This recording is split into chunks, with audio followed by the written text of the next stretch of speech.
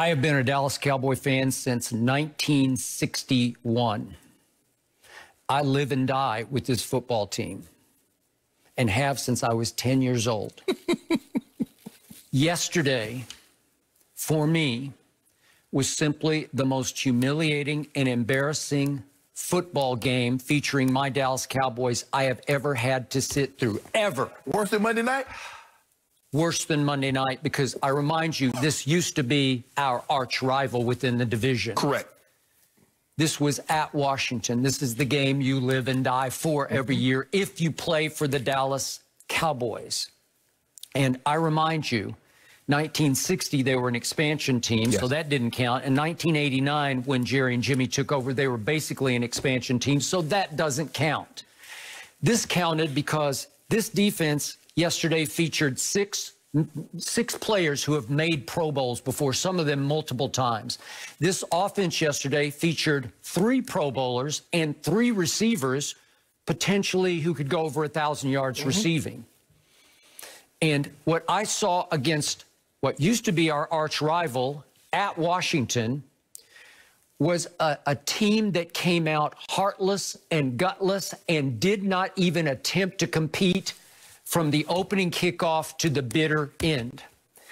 I saw a team that has quit on, as I feared after the Monday night game, has quit on the head coach and on the defensive coordinator. Already? Yes, sir. This team is done.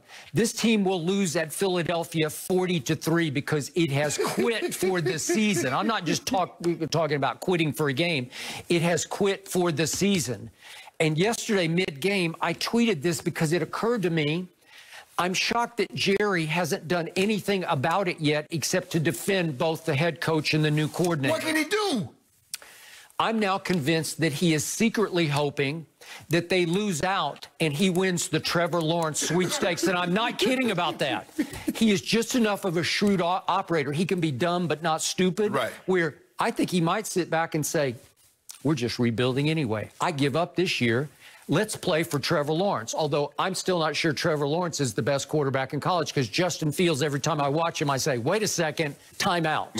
But for Jerry, he would be probably playing for Trevor Lawrence. And the BYU look good, too. Well, he does. But the point is, in Jerry's mind, because he's not that big a college football fan, I want Trevor Lawrence. He's 6'5". He looks the part. He knows the name. Yeah, he knows the name. And he could say, then I don't have a Dak problem anymore. We could just cut bait with Dak, and we could go forward with Trevor Lawrence. Little does he know, Dak price is going up, and Dak's not even playing. That is correct.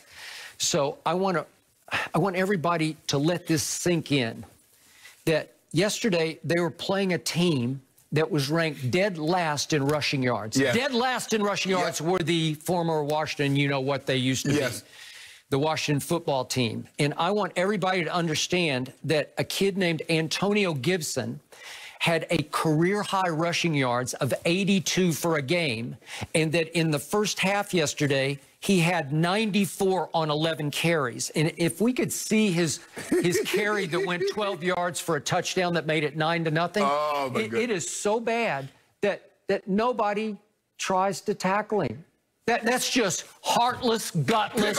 We have quit. You can run straight ahead. We are done. We are done. Antonio Gibson, they turned him into Jim Brown. I thought he was Adrian Peterson. Yeah, well, there you go. At his best, at his greatest. That's awful, Skip. It was just awful. And for me, I knew it right out of the box, because the Redskins took the opening kickoff and moved all the way down the field until my defense actually made one play on a quarterback sneak by Kyle Allen from the 1-yard line on 4th down. They stuffed him.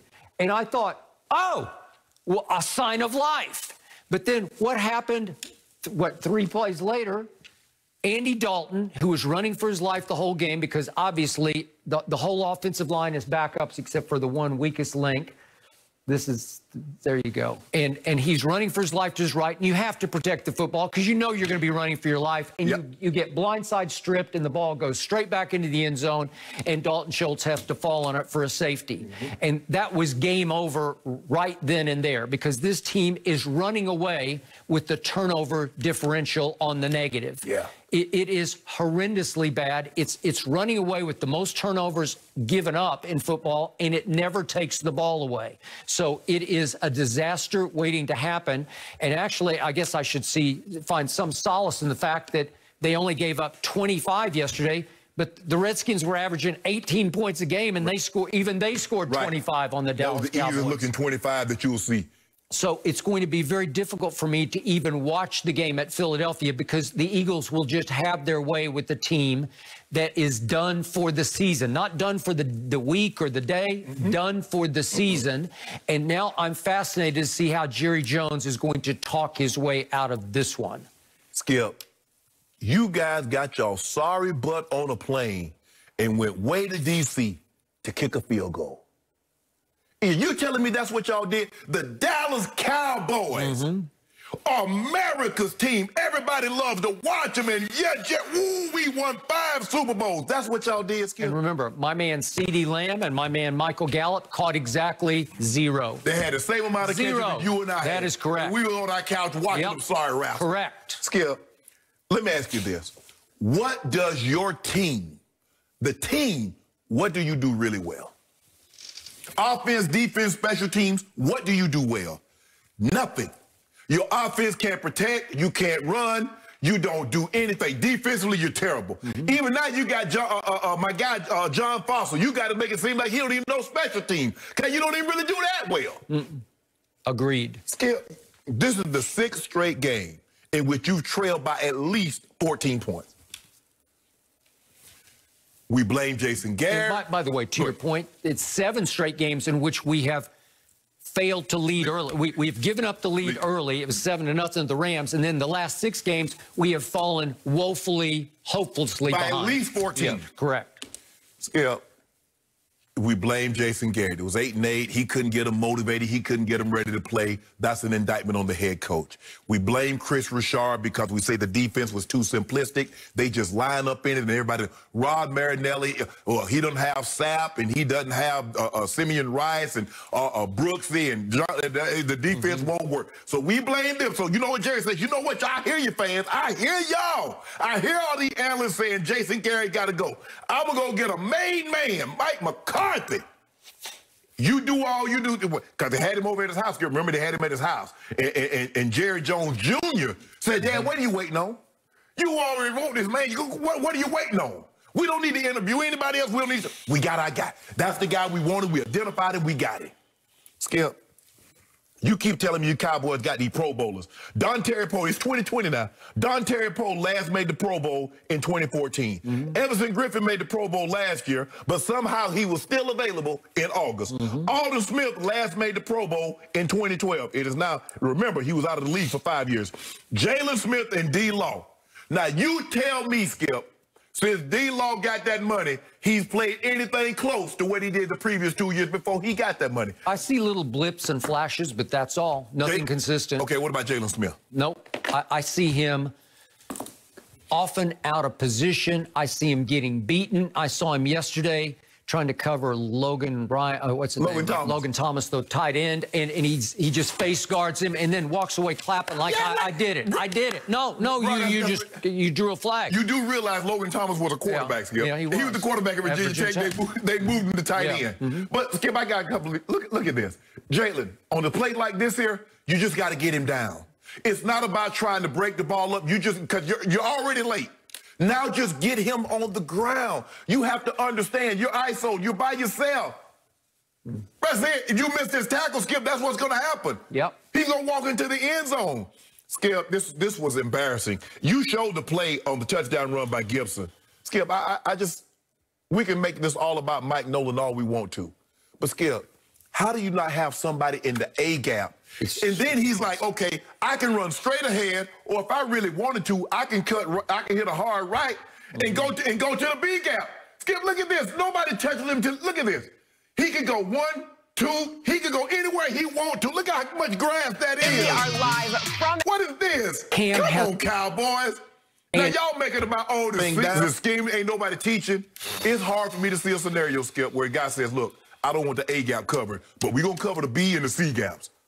Skip, this is pathetic. This is embarrassing. And let me tell you how embarrassing it got. They knocked your quarterback helmet off, and everybody looking around like, ain't nobody shove, nobody skip, ain't nobody do nothing. Let somebody do that to any other quarterback. A lineman gonna get tall, Skip. You got to go shove somebody. You got to say, this is unacceptable. They're looking around. Talking about, well, we didn't want to get tossed because it was... What you mean? You had already gotten tossed. You had already stopped playing. So what? You might as well just go and call and get your shower at least. You can be out the way. You don't have to share the shower and the soap with anybody. You could have been unshowered and dressed by the time they get into the locker room. You can't let somebody hit your quarterback like that and you don't do absolutely nothing. Skip, it's okay.